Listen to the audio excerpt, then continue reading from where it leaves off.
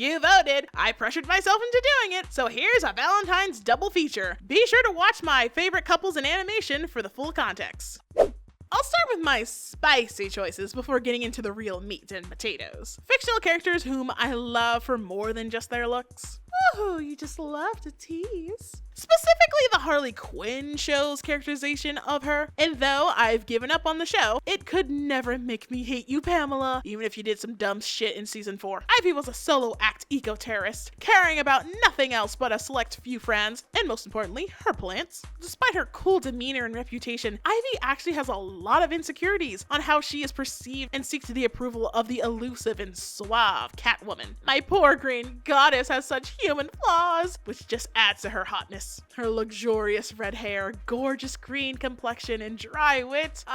She's the better Shigo. Ivy also gets some of the best looks in this show, like, damn, clearly there's some veggie fans on that design team. We love eating our leafy greens with extra ranch. Dr. Lolula is from the newest Disney show Stugo, and oh my gosh, she's gorgeous. She tricked 6 kids into coming to her island for summer camp just to use their genius for her evil science. Complete disregard for their safety, and even if they eat or not, very much a tough love, sink or swim mentality. She's selfish, conniving, and utterly disconnected from humanity. That's queen shit right there! Even if I end up on her operating table, I want to book a private appointment with this doctor. Keeping up with the theme of mad scientists, next I have Rick Sanchez. I don't know what it is about heartless scientists that neglect the children in their care, but they're such charmers with a charismatic personality. They just so don't give a fuck about anything and they're so nonchalant about it. It's just so funny.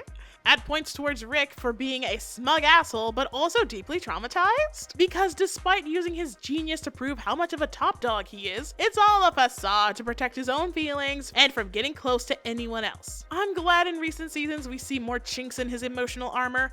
You're an ass, but an ass with a heart.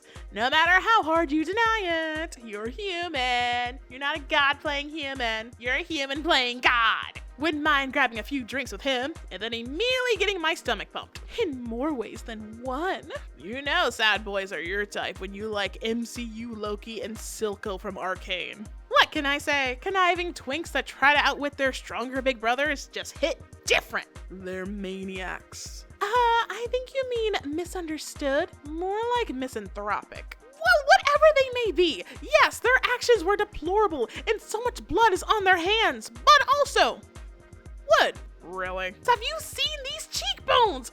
Such posh gentlemen with nasty behaviors? Like evil accountants. You could just say accountants.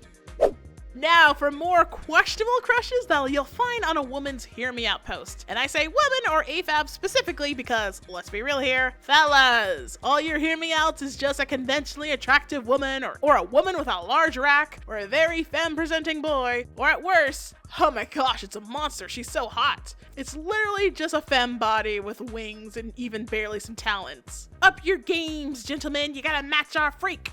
Jim Carrey's Grinch will stay my favorite Grinch. He's a hater with good reason. Fuck them Who kids and that teacher who did nothing to protect her student. Martha May was ahead of her time, dumping the sleazy mayor for a much greater prize. Seriously, just imagine the amount of hair that could go flying.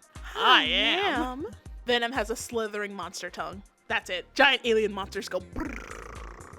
Angry, hairy, short king that has a soft side, but is also an open freak. Storm had great taste. So no MCU Wolverine then? Too tall, not accurate enough. Memon is the only character in all of the Helliverse I found attractive.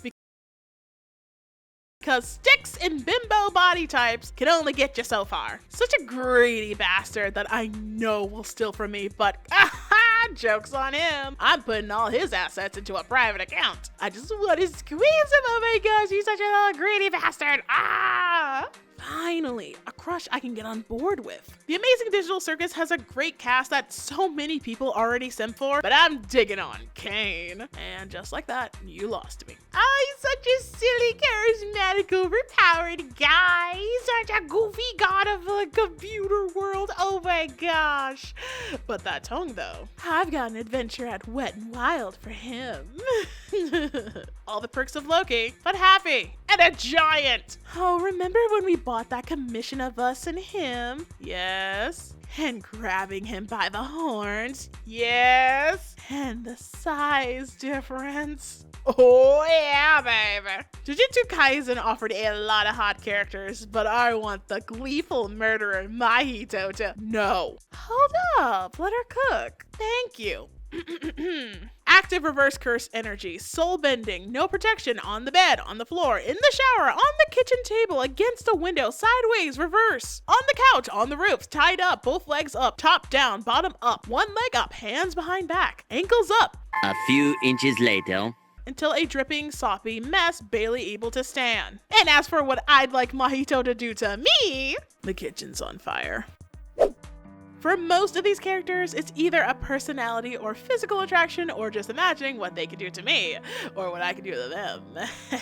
But have you ever had a fictional crush that never left your side? A character that's so prominent in your mind that you think of a life that you could have together in AUs and self-inserts? A character you're so attached to that you literally have a shrine of merchandise of them made in their honor? I'm talking Helga Bataki levels of obsession and love, that they're all you can think and dream about. Tell me yours in the comments, because my dear Streaks, you are not alone. The character that has been and will always be my number one is Gaara of the Sand. Naruto was airing during my young adolescence, and when the Chunin exam arc was starting, that's when I saw him. I didn't think much of Gaara at that point, aside from thinking he was terrifying. Over the course of the series, learning more about his background and sharing the same fate of a Jinchuriki like Naruto, but treated far worse in his village, my heart mourned for him. Up front, Gaara did do some terrible things when he was a crash-out child, believing that the only way to secure his dead mother's love and approval was by killing. He was ruthless, didn't think twice about taking a life, permanently damaged Rock Lee, and nearly killed Team 7 if it wasn't for Naruto's Talk no Jutsu. And after that, Gaara had a real change of heart. Next time he and his siblings appeared, they were helping out the Sasuke retrieval team. Although he didn't say it, but you could read the guilt on his face seeing Lee struggle to stand, knowing he's the reason for Lee's inability to fight at 100% right now, and insisting that the Leaf Ninja sit out the battle. He wanted to help Lee and start making amends with the Leaf Village. Gaara was still seen as a danger in his village, which tends to happen when your father, who's also the Kazekage, shaped you into being a heartless weapon. But he was determined to earn their trust by becoming the next Kazekage and protecting them. Skip to Shippuden, my baby becomes Sand Ninja president, protects the Sand Village from an Akatsuki attack, but completely exhausted himself, gets kidnapped by the Akatsuki to extract his tail piece, which kills him, BTW. But thanks to Lady Chiyo's forbidden jutsu, she was able to bring Gaara back to life in exchange for her own. And in the midst of trying to rescue Gaara, and after saving him, we see how much the Sand Village appreciates and cherishes him, finally having earned their respect and acceptance, bringing his character arc to a beautiful end. And ever since, Gaara has just been a pretty chill guy. What about his appearances in Boruto? Girl, I love him, but I refuse to acknowledge that terrible haircut. They massacred my boy. Dr. Panda MD actually does him justice. The hardest thing about being a Gaara simp is, despite being the best written character in all of anime, well, actually, she's talking about her Blorbo. He has little to no easily available merch and official art. I wish I was joking when I say that I literally hunt down any merchandise or cosplayer of Gaara at conventions.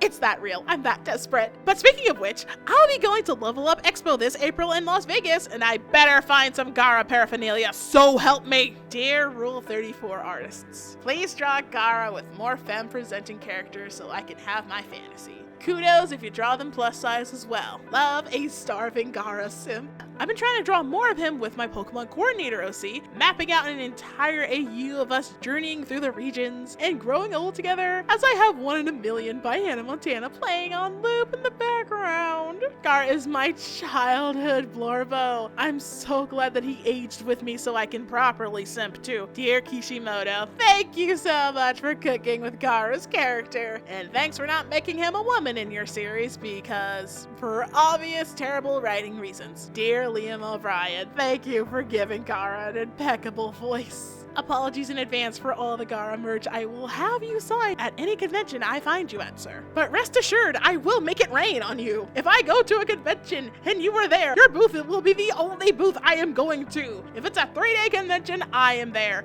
If no one else was a Gara fan, then I'm not around then, bitch. Gara just means so much to me, like to an almost unhealthy degree, I think. But like, come on, it's Gara. Because Gara is Gara, and he's Gara, and Gari, and Gara with the sand is Gara. Like, no one understands him like I do.